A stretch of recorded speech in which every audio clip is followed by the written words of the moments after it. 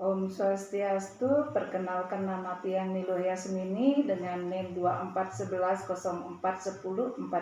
Pada kesempatan kali ini saya akan memaparkan materi dengan judul pengembangan bahasa untuk anak usia dini, khususnya dengan fokus pada metode pembelajaran yang digunakan dalam mendukung proses perkembangan bahasa anak. Metode yang akan saya sampaikan di sini adalah metode bercerita dan bernyanyi. Adapun tujuan dari metode bercerita itu yaitu mengembangkan kemampuan bahasa lisan pada anak.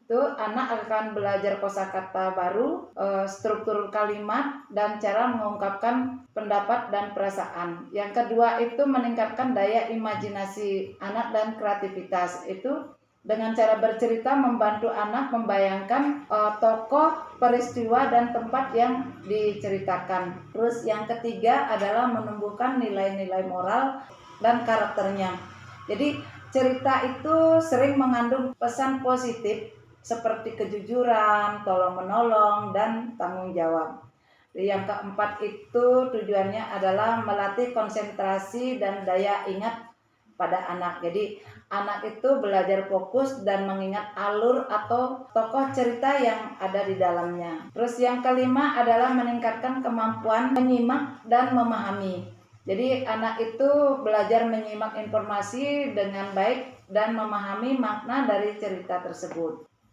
Anak-anak, hari ini Ibu Guru akan bercerita tentang si Kancil dan Pak Tani.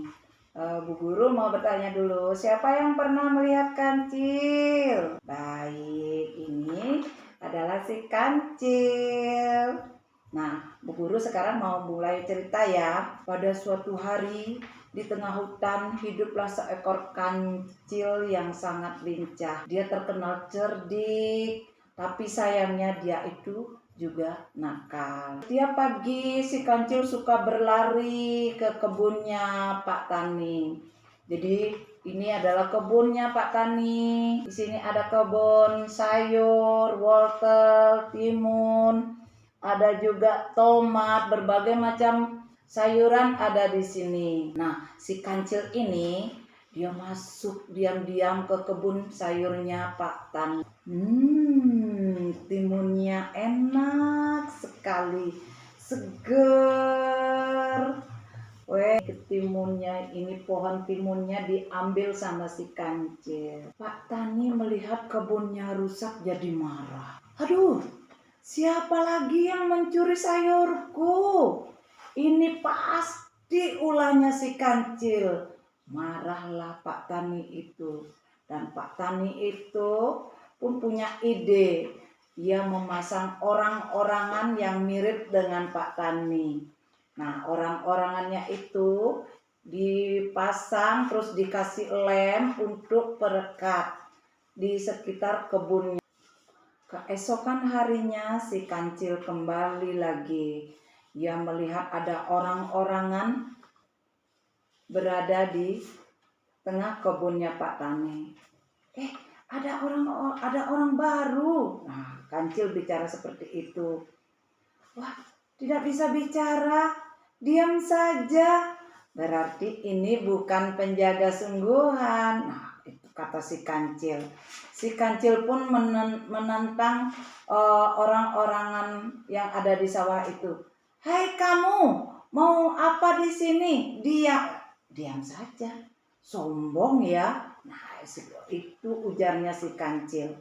Jadi karena orang-orang sawah itu tidak menjawab, si kancil pun menamparnya, tapi tangannya malah nempel karena orang-orangannya itu sudah dikasih lem sama Pak Tani. Nah, si kancil ngomong gini, aduh, tanganku lengket, lepas. Tuh teriak ke si kancil. Dan lanjut, si kancil ini menendang orang-orangan dengan kakinya. Nah, lengket lagi kakinya anak-anak. Akhirnya seluruh tubuh si kancil menempel dan tidak bisa kabur. Akhirnya datanglah Pak Tani sambil tertawa. Akhirnya aku menangkap si pencuri sayur ini. Si kancil pun menangis. Ampun Pak Tani, ampun Pak Tani. Baiklah, aku maafkan. Tapi kamu harus menanam kembali sayuran yang kamu ambil itu. Sejak itu, si kancil tidak mencuri lagi. Ia belajar meminta izin dan membantu Pak Tani di kebun. Ia pun menjadi kancil yang baik, rajin. Nah, itu tadi cerita Bu Guru tentang si kancil, anak-anak. Sekarang Bu Guru mau tanya dulu, apa yang dicuri sama si kancil di kebunnya Pak Tani? Pinter apa? Timun. Terus apa yang dipasang Pak Tani? Pinter, orang-orangan yang diisi lem. Jadi anak-anak di sini Bu Guru mau kasih tahu ya. Anak-anak itu tidak boleh seperti si kancil yang suka mencuri. Jangan mengambil sesuatu tanpa izin. Nah, kalau mengambil sesuatu tanpa izin itu apa namanya? Mencuri. Pinter. Boleh nggak kita mencuri? Pinter. Kalau kita berbuat salah, kita harus bertanggung jawab dan meminta maaf.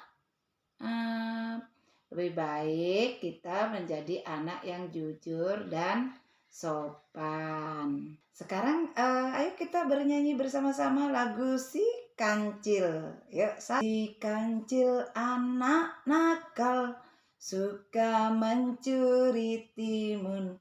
Ayo lekas dikejar, jangan diberi ampun. Tujuan dari metode bernyanyi itu adalah mengembangkan kemampuan bicara dan fonologi. Melalui menyanyi, anak-anak melatih mengucapkan bunyi bahasa secara berirama dan jelas. Terus yang kedua itu bisa meningkatkan daya ingat dan pemahaman kosakata.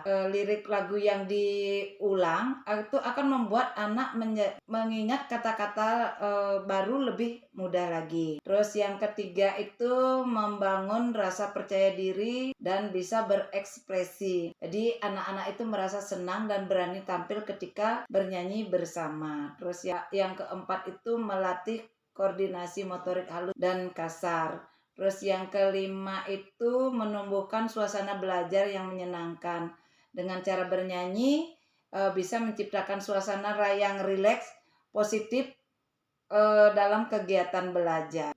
Hasil akhir dari penerapan metode bercerita dan bernyanyi pada anak usia dini itu bisa terlihat dari aspek perkembangan yang terstimulasi, yaitu dalam hal perkembangan bahasa. Jadi anak itu mampu mengucapkan kata-kata dengan jelas dan runtun. Terus yang kedua itu kosakatanya akan tambah meningkat, terutama terkait dengan alur cerita dan lagu yang dinyanyikan itu. Kalau dilihat dari perkembangan sosial emosionalnya itu, anak akan lebih percaya diri saat tampil di depan teman-temannya. Samping itu juga anak belajar mengungkapkan perasaan melalui lagu dan ekspresi dari cerita tersebut. Kalau dilihat dari perkembangan kognitif, itu dalam kegiatan bernyanyi yang disertai dengan gerak, anak itu akan melatih koordinasi motorik kasar dan halusnya. Penerapan metode bercerita dan bernyanyi terbukti efektif dalam mendukung berbagai aspek perkembangan anak usia dini secara menyenangkan. Metode